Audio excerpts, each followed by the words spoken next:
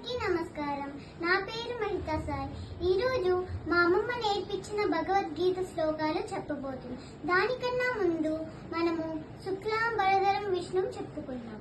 శుక్లాంబరధరం విష్ణుం శశివర్ణం చతుర్భుజం ప్రసన్నవదనం ధ్యాయేత్ సర్వ విఘ్నోపశాంతయే.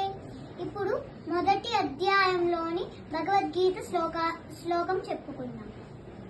ధర్మక్షేత్రే కురుక్షేత్రే సమవేత యుయుత్సవః మామకాః పాండవా చైవ కిమకుర్వత సంజయ. ఇప్పుడు రెండో శ్లోకం చెప్పుకుందాం.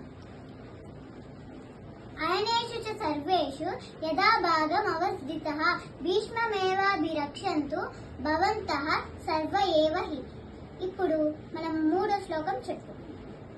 ఏవముక్తో ఋషికేశో గుడాకేశేన భారత సేనయోరుభయోర్मध्ये స్థాపయిత్వా రథోత్తమం. ఇప్పుడు నాలుగవ చెప్పుకుందాం. వాసాంసి జీర్ణాని యదా విహాయ నవామి గృహ్ణాతి నరోపరాణి తదా శరీరాన్ని విహాయ జీర్ణ అన్యాని సంయాతి నవామి దేహి. ఇప్పుడు మరొకటి చెప్పబోతున్నాను.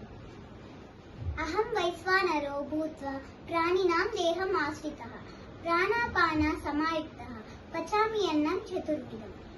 ఇప్పుడు మరొక శ్లోకం చెప్పబోతున్నాను.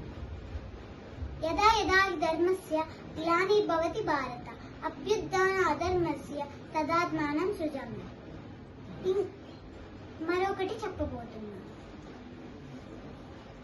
అనన్యా చింతయంతో మాం ఏ జనాః పర్యుపాసతే తేషాం నిత్యాభియుక్తానాం యోగక్షేమం వహామ్యహం. మరొకటి శ్లోకం చెప్పబోతున్నాను. పరిత్రాణాయ సాధూనాం వినాశాయ దుష్కృతం ధర్మ సంస్థాపనార్థాయ సంభవామి యుగే యుగే. ధన్యవాదాలు.